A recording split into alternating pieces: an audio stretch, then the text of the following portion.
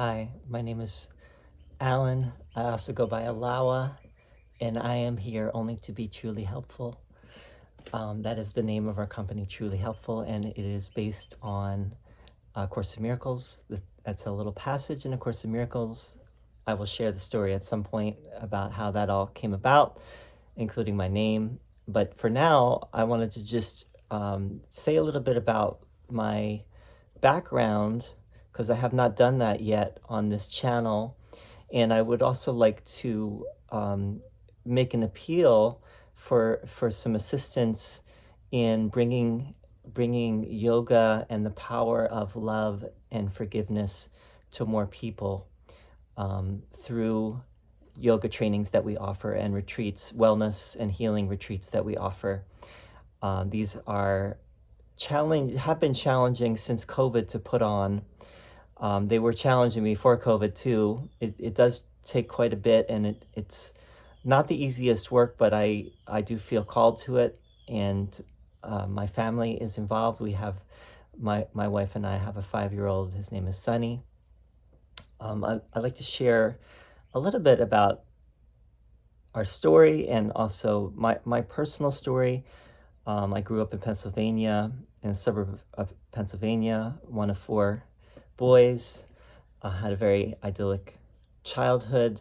My parents separated when I was 11, and that was a very traumatic experience for me, which in many ways was one of the most important experiences in my early life that really led me to question and get into philosophy and eventually into religion, the study of religion. That's what I did for many years as an undergraduate, then as a graduate student. In between undergraduate and graduate school, I went to the University of Pennsylvania, and I majored in philosophy. I kind of minored in psychology, but not exactly. I took a lot of psych classes. I was very much inspired by Plato. That's how I got into philosophy originally. And then I ended up trying to travel the world after college. And I ended up in Israel, and I stayed there for a couple of years, where I really engaged deeply in the study of Hebrew and Aramaic and the Torah, and learning the traditional Judaic learning that has been going on for centuries, millennia actually. And it was fascinating. It was a fascinating world that I had never really been exposed to, even though I had gone to Hebrew school. And it really blew my mind in many ways. And I actually became an Orthodox Jew for a little while due to that experience. This is in my early 20s. Then I ended up going back to the States, and I went to grad school, and I studied, got more into the study of religion, comparative religion.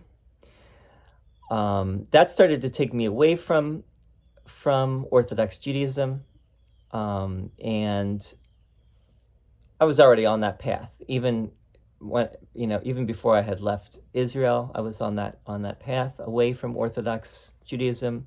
Although I have a lot of respect for it, it works when you're inside of it. It works very well. Outside of it, not so well, and I struggled greatly with that. I actually got into the study of Jewish mysticism at the same time that I got exposed to yoga. This is when I was about 26 years old. And I started a PhD program, believe it or not, in Kabbalah, in the Hebrew and Judaic Studies department at New York University. While I was following these different gurus from India, and they were all women saints from India that I was following, and I was receiving initiations. And meanwhile, I was studying Kabbalah. I was studying Jewish mysticism. And I did a few years at NYU. And then 9/11 happened. And I moved to Florida, where my mom was. And that really basically ended the PhD for me. And in some ways, yeah, I should have finished that. I really should have finished my PhD, but in a lot of ways it wasn't meant to be. And I was not really, didn't feel like I was cut out for academia. Maybe at some point I will go back to it, but I saw the limitations of academia, and I saw that it might not be the best fit for me. Partly because I think I have a certain mission in life, and I think academia might be a little bit too constraining. It felt that way then, maybe not so much now. Things might have changed, but I think for an independent scholar, which I would say that that's what I am, independent scholar, researcher, and spiritual practitioner, and I would say mystic, when it comes down to it. And I'll explain what a mystic is in a moment. But because I'm all those things, and I don't want to pigeonhole myself or pin myself down to any one thing, really. But because I have really explored all those areas, I think that academia would be too constraining, and I don't want to have limitations on what I can say and what I can share with people. And I do think that academia tends to be limited in the sense of the number of people that you actually reach. And I would like to, and I always felt that I had to do something which was bringing it more to the people, to everyday people, speaking in colloquial language, the language of the people, and keeping it real, basically, just like I'm trying to do in this video here. Anyway, so I was heavily into yoga, and I basically became an Orthodox yogi. I had been an Orthodox Jew, and then I became an Orthodox Hindu in many ways. But then I again got over that, and when I moved to Florida, I got more into teaching yoga, and eventually I actually cut ties with everything that I had been doing as far as like with my teachers and so on, and I really went out on my own, and I actually eventually got into plant medicine, especially ayahuasca, and I actually wrote a book. That was my first book. I wrote a book all about yoga and plant medicine, and but I called it psychedelics. Used the term psychedelics, and that's my book, Who Am I? And now I have over 10 books on Amazon. Some are better than others, but the Who Am I series, which is a trilogy of books, I think is very good. Who Am I, and then I Am Love, and then Love Is, those 3 books. I'm working on a book right now that is comparing the Bhagavad Gita. So I'm doing a translation of the Bhagavad Gita and a commentary, and then I'm also going to write a second book on comparing the Bhagavad Gita to in light of Christ consciousness. And that's something that's been done for sure. Yogananda perhaps has the most well-known stuff on that.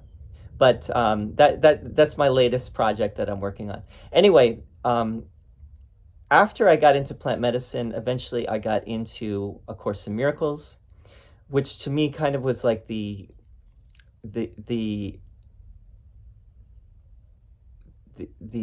crown of everything I had been doing, and the crown of my whole journey, was that moment when I got into A Course in Miracles, and I realized this is what I had been looking for ever since I had a mystical experience when I was 19. And what is mysticism? Mysticism is essentially a mystic is someone who wants to experience the spiritual for themselves rather than hearing it from secondary or not direct experience.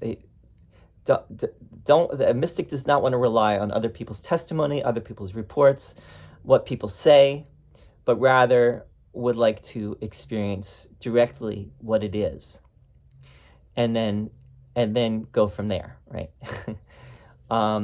So anyway, what I do in my work is I bring together everything that I've learned from religion, the study of religion and mysticism, everything that I've learned from yoga, the yoga tradition, plant medicine, particularly ayahuasca, A Course in Miracles, and I bring it all together, and I feel that it is one of the most powerful things that is available right now.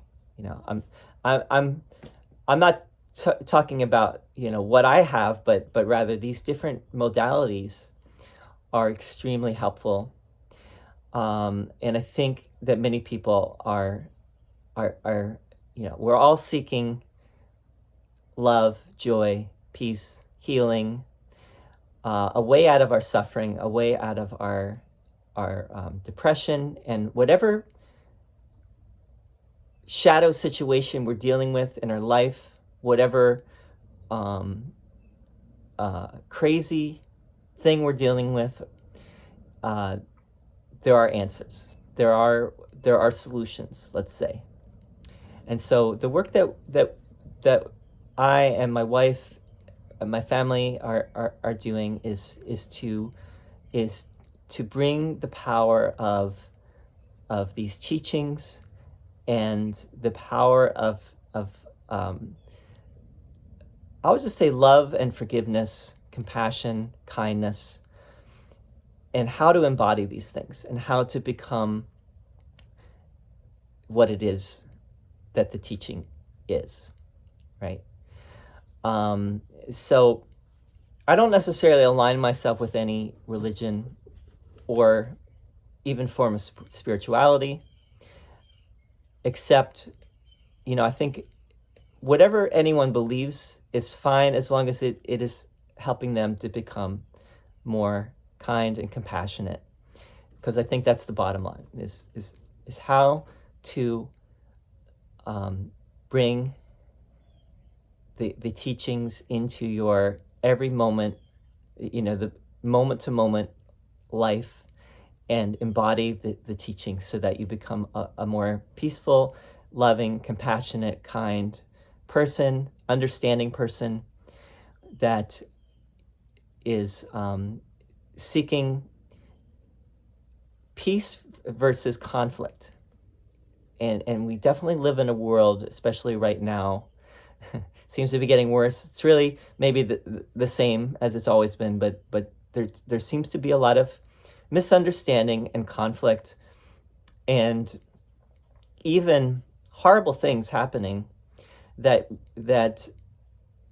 I would say no one in their right mind really could countenance, but somehow it's happening, right, in our world, and so these teachings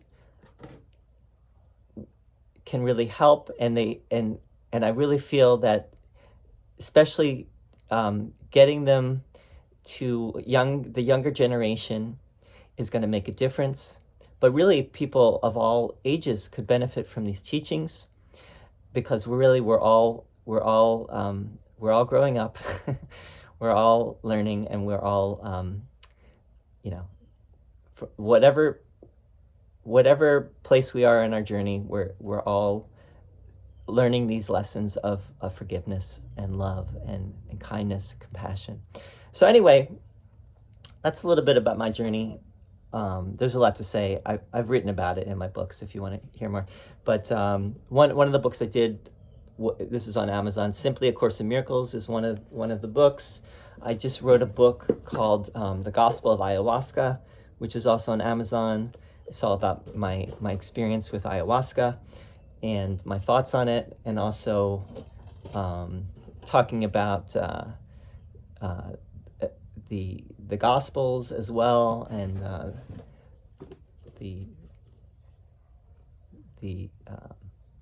how Jesus or Christ consciousness relates. I did a book called No Joke, which is a joke book, basically, bringing the humor in to these serious topics. So anyway, these are some of the things that I had to share, and I wanted to just, as I said at the beginning, this is a little bit of an appeal for help to bring these teachings more into the world.